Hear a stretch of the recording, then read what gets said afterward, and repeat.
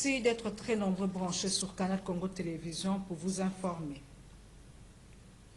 Nouvelle manifestation ce lundi 12 février 2024 aux alentours des principales ambassades occidentales et de la MONUSCO. Les manifestants protestent contre certains pays occidentaux accusés de soutenir le Rwanda, pays agresseur de la RDC, ont brûlé les drapeaux de la Belgique et de l'Union européenne juste à l'entrée de l'hôtel Memling. Regardez. Les Kinois ne décolèrent pas face au silence de la communauté internationale sur l'agression de la RDC par le Rwanda. Débutées le week-end, ces manifestations contre la non-implication de la communauté internationale dans la résolution de la guerre d'agression dans l'est du pays par le Rwanda sous couvert de terroristes du M23 se sont poursuivies ce lundi au centre-ville à Gombe. Pneus brûlés, foule de gens en colère devant le siège de la MONUSCO et certaines ambassades, cris et chants hostiles, voilà l'ambiance qui a régné. Un important dispositif policier a été mis en place devant notamment l'ambassade des États-Unis d'Amérique pour empêcher ces manifestations. N'agis pas, nous sommes obligés d'agir seuls.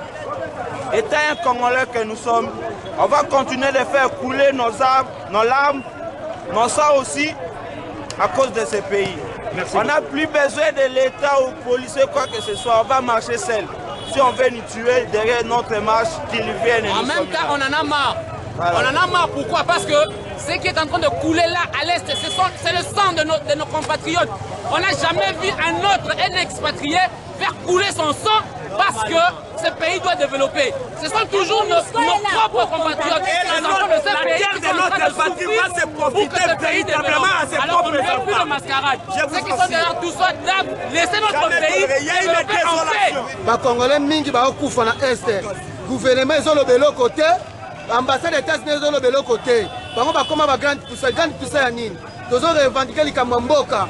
Tolingi ba Congolais pas na droit na bango ba vivre calme na Est kuna bitumbe sila. Bondiso ba Congolais dosila na makambo ata na France ata na États-Unis basala kamo. On mboka na biso.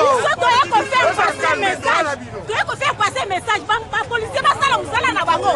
Il y a qu'on garder l'ambassade des États-Unis. Mais biso doit faire un message na biso. Faire le cas dans le monde entier baké. Ah on a Congo bazoboma basi, bazoboma batu, bazovioler basi, bazoboma na bana. Notez que plusieurs maisons de commerce de la ville n'ont pas ouvert leurs portes par crainte de troubles. Cette journée de lundi 12 février 2024 a été marquée également par la fermeture de plusieurs écoles et universités consulaires de Kinshasa en raison des appels à manifester la veille contre la non-implication de la communauté internationale dans la résolution de la guerre d'agression dans l'est du pays. Et des réactions après les manifestations anti-occidentales ce lundi par le jeune. Pour René Bonganga, l'action des jeunes est saluée, mais condamne cependant l'usage des violences et demande la rupture diplomatique avec les pays qui soutiennent le Rwanda. Du côté de la Mouka, on rappelle par contre que la RDC a signé des traités internationaux et a le devoir de protéger les ambassades. Suivez tour à tour René Bonganga du MLC et Hugues Tanfumu de l'ECD au micro de Nadine Tchochigombo et John Mukadi. Des manifestations ciblant les représentations diplomatiques de certaines organisations internationales menées par les jeunes à Kinshasa se sont poursuivies ce lundi 12 février. Interrogé à ce sujet, René Bonganga, cadre du mouvement de libération du Congo, salue la bravoure des jeunes Kinois tout en condamnant les actes de violence. Il est d'avis pour une rupture diplomatique avec quelques pays de l'Occident qui soutiennent le Rwanda. Je partage ce souci de notre jeunesse, parce qu'on est marre avec cette communauté internationale. Pour l'historique, je pense que depuis que notre pays a commencé cette guerre, nous avions vu que nous sommes ensemble avec la communauté internationale. Mais malheureusement, chaque jour qui passe, on a tenté de découvrir quelque chose. Et souvent, si la RDC devient une position de force, les mêmes occidentaux arrivent pour nous contraindre à dialoguer avec l'ennemi. Et depuis là jusqu'à présent, nos territoires sont toujours occupés avec l'ennemi. Nous n'avions jamais vu la même communauté internationale aller chez le Rwandais pour dire que nous retirez-vous du territoire congolais. Et là, ça crache. Je partage même avec notre jeunesse, mais sauf que je me suis pris en faux concernant les violences. Nous pouvons réclamer, nous pouvons tout faire, mais on évitera quand même la violence parce que la violence détruit. De son côté, Higdamfum Ganza, décidé, rappelle que la RDC a signé des traités internationaux qui l'obligent à soigner des relations bilatérales. Ce n'est pas... C'est important, disons, les gens doivent manifester. Sincèrement, les gens doivent manifester, mais néanmoins que non, si ce que moi je vis dans des images là, ce qui s'est passé, on a pris des ambassades, on a vandalisé aussi des ambassades, ce n'est pas propre, donc disons dans ce sens-là. Nous devons revendiquer, nous devons faire des mouvements, nous devons faire des marches, mais néanmoins que non, diplomatiquement, nous avons signé aussi, il y a une question de charte des Roms aussi qu'on a signé aussi. Des pays là, en tant que ce sont des pays que nous travaillons ensemble avec eux et les ambassades se trouvent ici, chez nous ici, mais néanmoins que non. Parce qu'à l'époque, nous aussi, à l'ICD, on a marché à l'époque sur l'ambassade de Rwanda. Et puis, les magasins et boutiques sont restés fermés à la suite de cette manifestation contre les représentations diplomatiques approchées à cet effet. Quelques Quinois restent optimistes quant au retour de la paix à l'est du pays. Junior Bolafa a recueilli leurs avis. Les activités ont été paralysées ce lundi 12 février dans la capitale Kinshasa. La plupart de magasins, boutiques et autres situés le long du boulevard du 30 juin sont restés fermés depuis ce matin suite aux manifestations menées par de jeunes contre les représentations diplomatiques qu'ils accusent de soutenir le Rwanda de Paul Kagame qui agresse la RDC. Interrogés à cet effet, quelques Quinois restent optimistes quant au rétablissement de la paix dans ces coins du pays à travers ces actions. En tant que Congolais, je ne peux pas condamner directement mes frères qui sont en train de se manifester contre les actes d'atrocité que commettent les voyous de M23 ensemble avec M. Kagame et le Rwanda. Mon cher ami, Dieu le Père, quand il a fait le partage des richesses partout dans le monde, aucun Congolais avait imposé à notre Dieu de pouvoir nous donner ce que nous avons. Le mal du Congo, parce que nous avons nos minéraux. Et le cobalt qui produit des batteries, des téléphones, Dieu nous les a donnés en grande quantité. Vu que nous l'avons, nous en avons, il faut que ceux-là qui en ont besoin puissent venir collaborer avec notre gouvernement, faire un partenariat gagnant-gagnant. Ces gens-là, des bandits, des sanguinaires, ne veulent pas faire ça et veulent venir d'une manière mafieuse et commencer à verser les sang des Congolais. Bon, namoni yango mabete. Namoni yango mabete ezaka po na biso moko ba bien fait na biso moko ba Congolais. Po makambo oyo ezako ke mabe.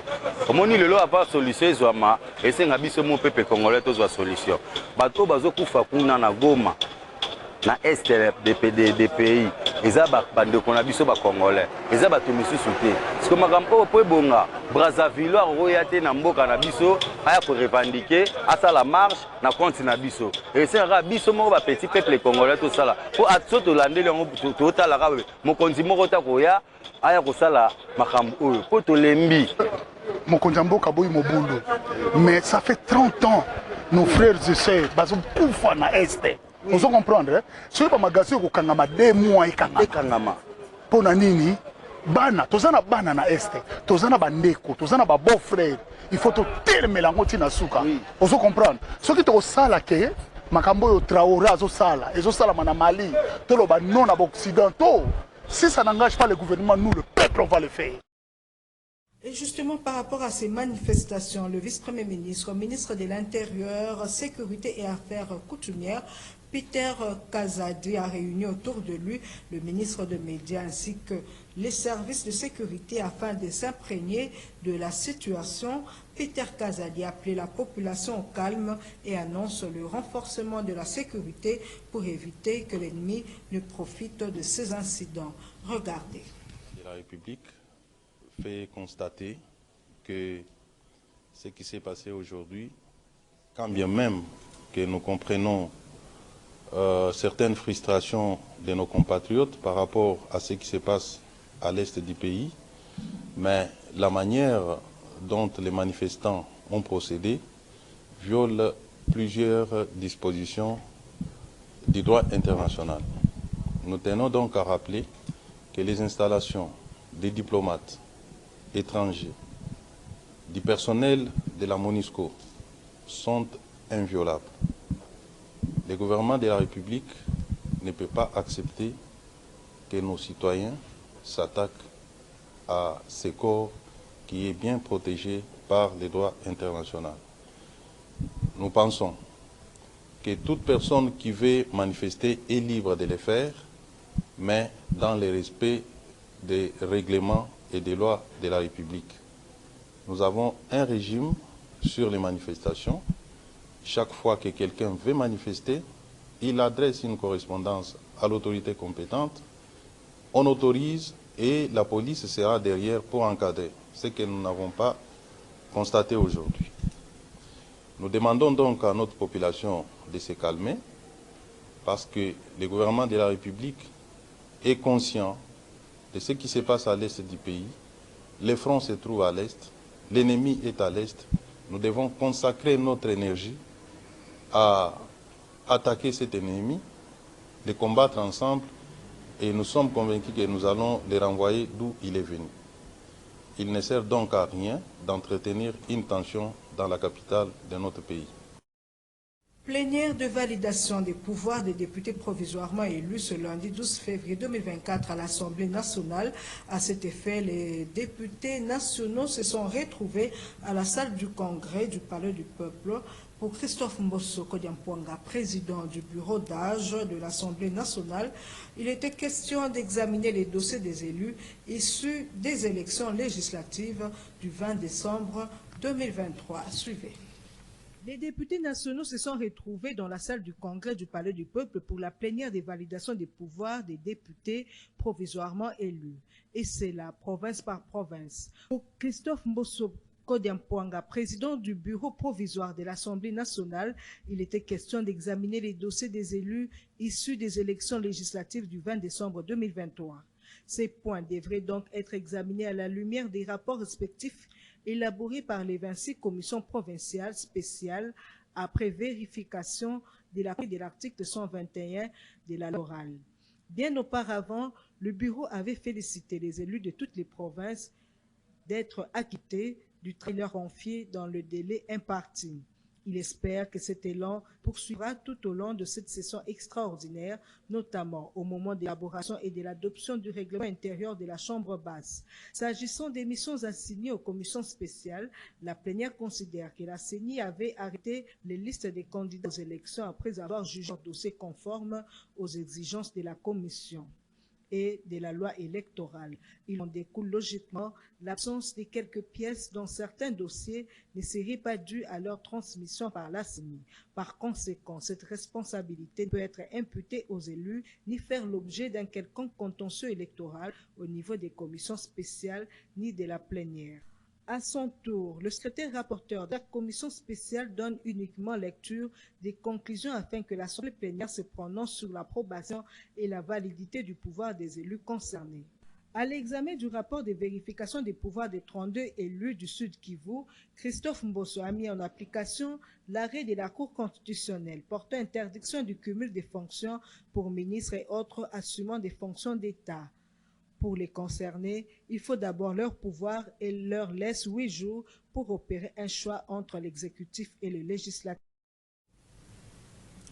À l'organe délibérant de Kinshasa, les élus provinciaux ne sont pas d'accord avec le bureau d'âge dans l'examen pour approbation de certains documents de cette nouvelle législature dont ils ont décelé certaines contradictions avant de suspendre la plénière. Le point avec Maxime Makabou et Georges Libengue.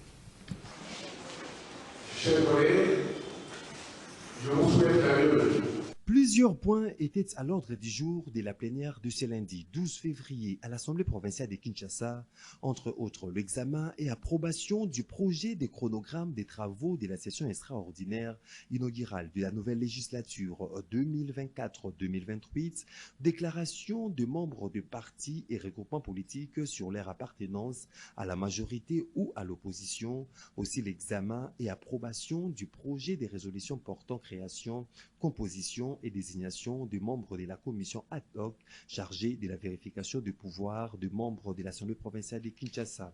Après un débat houlé, les élus de la capitale ont décelé certaines contradictions dans les différents documents soumis pour approbation. Plénière en soi, vous avez constaté qu'il y a un peu de tâtonnement. C'est comme ça aussi l'apprentissage parlementaire. Mais je suis quand même content que notre bureau, le bureau d'âge, puisse mettre l'accent sur ce qui est plus sérieux, ce qui est plus important, parce que les Kinois attendent beaucoup de nous. Voilà pourquoi nous sommes là et nous promettons de beaucoup travailler. Et ce sont des pratiques parlementaires. Nous avons constaté que les documents avaient beaucoup de contradictions. Et comme la voie démocratique, c'est la voie de la majorité, nous sommes intervenus pour demander à ce que nous puissions suspendre la plénière afin de retravailler sur les documents.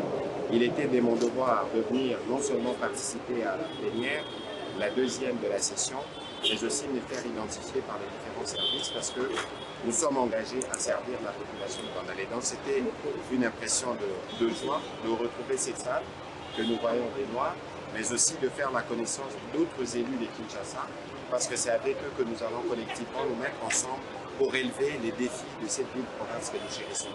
Notez que suite au désaccord entre le bureau d'âge et les élus de la capitale sur l'examen de différents documents, la plénière a été suspendue. Puis une baleinière a fait naufrage dimanche sur le fleuve Congo à la hauteur de Maluku dans la périphérie de Kinshasa. Aucun bilan officiel n'est jusque-là présenté. Suivez plutôt ces images prises par un amateur.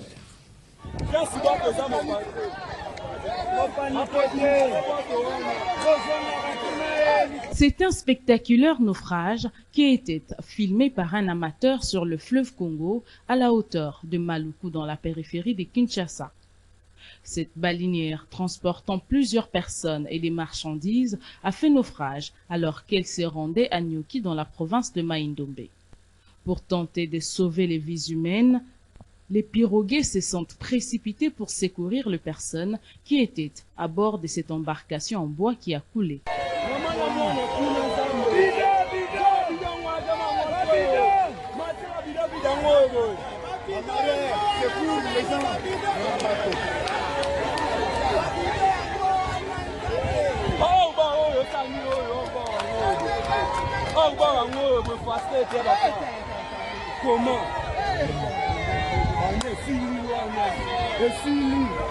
La RDC compte très peu de routes praticables et les déplacements se font souvent sur le lac ainsi que sur le fleuve Congo et ses affluents. Les naufrages sont fréquents et les bilans souvent lourds, mais en l'absence de manifestes fiables de passagers, impossible à établir avec précision. Les embarcations ne respectent pas toujours le tonnage requis et ses unités. Les transports fluviaux sont généralement bondés des passagers et des marchandises. La lutte contre le phénomène Kuluna demeure le cheval de bataille de l'inspecteur provincial de la police ville de Kinshasa. Quelques centaines des inciviques tombés au filet des hommes du général Blaise Kilimbalimba ont été présentés ce lundi 12 février à l'inspection provinciale de la police dans la commune de Lagombe. Fiston Galé signe ce reportage. C'est une guerre sans merci que mène ces derniers temps l'inspection provinciale de la police ville-province de Kinshasa aux inciviques communément appelés Kuluna qui mettent en péril la quiétude des Kinois et Kinois. Et les résultats ne tardent pas à venir. Ce lundi 12 février, quelques centaines de ces malfrats ont été officiellement présentés à l'inspection provinciale de la police ville-province de Kinshasa. Pour l'inspecteur provincial de la police, le général de brigade Blaise Kilimbalimba, la lutte contre les phénomènes Kuluna se poursuivra. Parce que nous avons un fichier, nous avons et vous avez comme on vendit vos lales 5h, 6h, vos classes, vos canguillos. Sur les autres, vous avez sauté parce que personne n'a fait ça. Donc, on va faire un kende, l'objet est sur ce côté. Après 1 mois, après 2 mois, je vais faire la plus de 10 000 communes. Alors, ainsi, la population est appelée à collaborer directement avec la police en dénonçant tous les Kuluna. Et quant aux parents, ils doivent encadrer leurs enfants de manière à ne pas rejoindre ces bandes d'inciviques. La police nationale congolaise, ville-province de Kinshasa, reste déterminée à combattre le phénomène Kuluna jusqu'à, si possible, à son éradication. Cérémonie d'échange de vœux au mouvement de libération du Congo, MLC, est intervenue le samedi 10 février à la permanence de ce parti politique à la Gombe, entre le secrétaire national chargé des associations du MLC, Dongoyemo Mobutu, élu député national au territoire des Gbadolité, et les structures spécialisées du MLC, un moyen de lui souhaiter un fructueux mandat et partager la joie avec cet élu du peuple. Reportage. Les structures spécialisées du mouvement de libération du Congo MLC ont pris part à la cérémonie d'échange de vœux, initiée en leur intention pour débuter en beauté l'année 2024. Accompagnés de quelques-uns de leurs membres, les présidents et coordonnateurs de ces structures spécialisées ont par la même occasion accueilli le secrétaire national du MLC chargé des associations, Dongoyemo Mobutu, nouvellement élu député national dans la circonscription électorale de Gbadolité. Nous sommes heureux de vous adresser nos chaleureuses félicitations pour cet exploit ô combien herculéen que de se faire élire dans un scrutin à siège unique. Nous y ajoutons aussi nos vœux les meilleurs de bien-être et de réussite à l'ensemble des membres ci présents qui, durant 4 ans, depuis le 5 juin 2020, ont été au four et au moulin dans les activités du secrétariat national que vous dirigez de main de fer avec un cœur en or. C'est aussi l'occasion pour nous de rendre hommage à l'initiateur de notre parti, le MLC, son Excellence Jean-Pierre Bemba Gombo, pour avoir eu la lumière et surtout la vision de maintenir votre candidature pour l'intérêt du parti. L'homme du jour, l'honorable Dongoyemo Mobutu, qui chapeaute ces différentes associations affiliées au MLC, n'a pas manqué de placer un mot pour la circonstance. Mais écoutez, il n'y a aucune disposition légale qui empêche à un député national d'exercer une fonction d'avoir des postes de responsabilité.